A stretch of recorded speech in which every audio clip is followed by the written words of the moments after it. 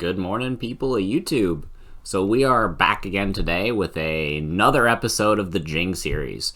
So it's been a while since I released the last video in the series, but thought that since, today I am recovering from getting my COVID vaccine, this would be a nice chill video to put out, kind of on my lazy day. So let's go ahead and get right into it. So last time, like I said, we discussed positive Jing, which is how to maintain advantage when you're winning. So we discussed that when you're in the driver's seat of the game and you're winning, the goal is not necessarily to put lethal on board and to win the game right then and there.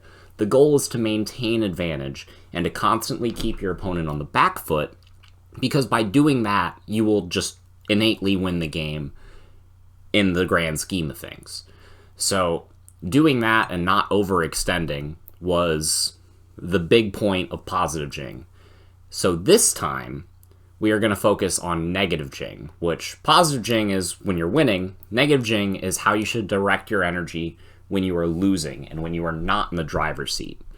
So let's go ahead and get right into it. The first step to getting out of disadvantage, as the fighting game community would call it, would be to identify the current game state and where you're at currently. So you want to identify what the immediate threat is. Typically, that's pretty obvious in this game. If there's a Ragnarlordmon staring at you with +4 security attack, you know that is the immediate threat. But you also have to consider the dude that they're building up in the raising area. If I Gaia Force this Ragnarlordmon and give them 8 memory, are they going to have all the cards in hand that they need to just build up a second Ragnarlordmon, bring it out, and end my whole career with it? It's a give and take. You have to understand what your win condition is. You have to identify the answers that you have to threats that are in your deck, and you have to identify how many more hits you can take before you are going to die. This identifying lethal damage here is more for you, but it's also for your opponent. Sweep the rug victories do exist, like where, Yugimoto is the protagonist of Yu-Gi-Oh!, where he'll just be at 100 life points and draw a miracle card and win the game. That does happen, but it is very rare.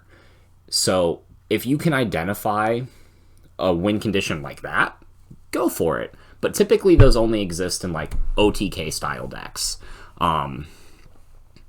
OTK style decks, heavy combo decks, and even still, if it's a deck like that, you have to get all of your pieces in advance, and it takes some setting up. So that is what your focus should be, and how you direct your energy whenever you're in this state is the basis of negative Jing. And so that we're going to get more into that. So step 1 is identifying the game state. Identify how many more hits you can take. Identify if you can sweep the rug from your opponent. Most of the time that isn't going to happen. So you then move to identify the current threat and a future threat that can build up. Once you've done that and identified any answers that you have, you move on to step 2, which is trying to break tempo. So let me reiterate. The purpose of negative Jing is to stop losing, not to win the game. Jing in this game has 3 main steps: positive, negative, and neutral, right? So positive is when you're winning, neutral is the in-between, and negative is when you're losing. You don't transition from negative to positive instantly. You're not a protagonist from Yu-Gi-Oh! So that just doesn't happen. What you have to do is you have to get to that intermediary step, which is neutral Jing. Whenever you can break the tempo and eliminate the threat and get to a place where neither player has the advantage, you've gotten a neutral. So this is the step right before that, which is getting to the point where you can break the tempo. So you've identified what your opponent's win condition is and what they're playing to. You have to identify where that tempo stops and where that tempo starts. For example, Omnimon players. The turn that they get their Omnimon out is the turn that the tempo swings in their momentum, right? They can nuke bodies, possibly plural, and set up a big body, and on the next turn they get a double attack. After that, their tempo dies because they just have a big body. So if you are going to push back, it is between the Omnimon stacks. And that's just one example. In red, you can break tempo in green by building up a stack in the raising area, not giving your opponent anything to suspend, and making a push on a turn where they're not going to have a champion that can evolve into Blossomon, or they're not going to have a rookie out that they can just immediately download. Force them into a position where they have to commit more in order to keep the advantage. Their goal is to continuously exert positive Jing. Your goal is to get back to neutral. And that is the entire point of negative Jing here. Determine where the tempo starts and stops, and that is when you counterattack, and that is when you can break your opponent's board and make your optimal push. If you try to do it too early or too late, you will often blow your big resources. Like, you Gaia Force the level 6 Phoenix Mon that they have. Seems like a good play.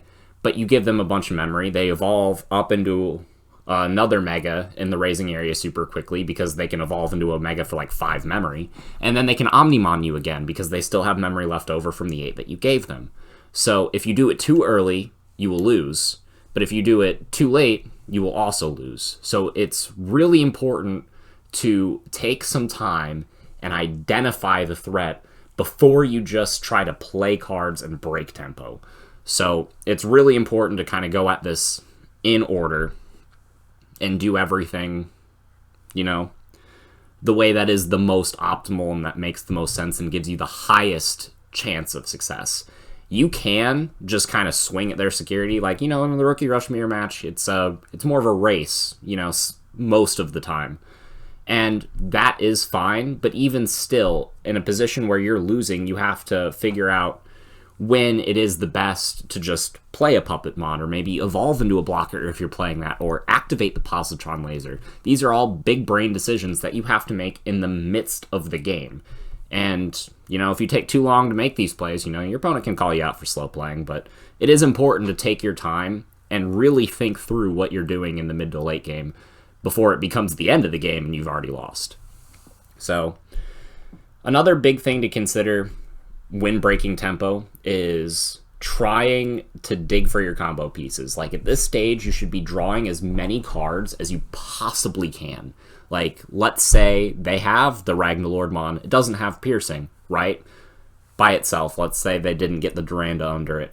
I can put out a blocker if I can dig for it. Or if they have an Omnimon and they have the double attack with security attack +1, I can put out a blocker, or I can try to dig for a Gaia Force, or I can dig for one of my other cards, Positron Laser, any of this, Cock Breath like you see on the screen. Any of these cards you can dig for and try to break your opponent's combo. So definitely slow down and think. Draw as many cards as you can, and you can get back in the driver's seat. So the last point I have on the slide is play to your outs, and I want to emphasize this immensely. A lot of players just spend memory and play cards. If your out is Ulforce Vidramon and swinging over your opponent's big stack with that, and then pushing back over your opponent's board by suspending a bunch of tamers, you should not be spending memory doing anything else other than defending yourself and playing to that out. Otherwise, you're wasting resources when you're already behind, and you just increase your chances of losing. So that is a big point to keep in mind while we're moving forward. We're going to emphasize that a couple more times, but the next point in the getting back to neutral, getting down to the negative Jing, is just getting back to neutral. It's really as simple as that. A point to consider again in this process of playing the game is that you are not the protagonist of a card game anime. You will not sweep the leg out from under your opponent most of the time. That's just not how card games work. Card games are built on statistics and averages and ratios, and you aren't going to have Exodia in every hand. It's just not how this game is built, so to speak. So you are rarely going to be in a position where your opponent is at just 5 security and you just kill them when you're at 1. Like, that's not really how the game works. So you don't want to throw down your cards carelessly, which I kind of emphasized early in the last slide. You don't want to commit all of your resources too early and blow all of your big cards before you are ready to make that push. A big example is like Hammer Spark. A good idea is to conserve that card so that you can put yourself in a position where when you need to make your push, you can activate some Hammer Sparks and make sure that you have enough memory to do it. So don't throw your cards down carelessly. Stockpile your important resources that you need to make a steady comeback, and emphasis on a steady comeback. Very rarely will you just make a sudden comeback unless you already have the resources stockpiled in hand. And if you already have the resources stockpiled in hand, that's great. You can kind of skip part of step 2 and just where you're digging for cards and just make that comeback. But if you try to haphazardly just push your way through your opponent's board, a lot of times it'll blow up in your face. I've done that in tournaments and I've lost games because of it. The important thing is to give yourself as many turns as possible. And there's a big emphasis on that rather than just ending your losing game state. So, big emphasis here on the steady comeback. Don't try to sweep their leg and just kill them in 1 turn. Again, that rarely works. Unless you're playing some super combo-oriented deck, you should really focus on just breaking their tempo and then building your own advantage before you focus on positive Jing. It makes the most sense to go from negative to neutral and then to positive. And it's really just shifting your mindset through the gears. Like the gears on a bike when you're riding up a hill, You shift the gear, you go up to the next gear, something, I don't know how it works. But shift your mind as the game state progresses, and you'll be rewarded for it. That's honestly, this is something that I keep in mind in every single one of my tournament games.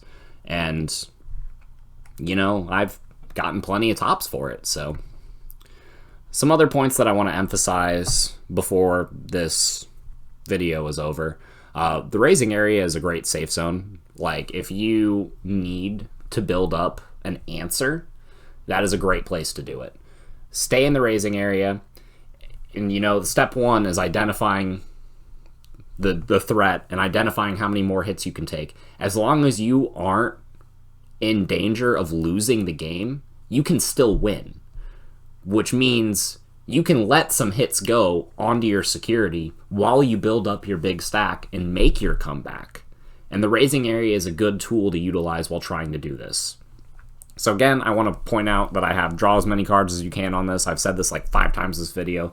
It is important.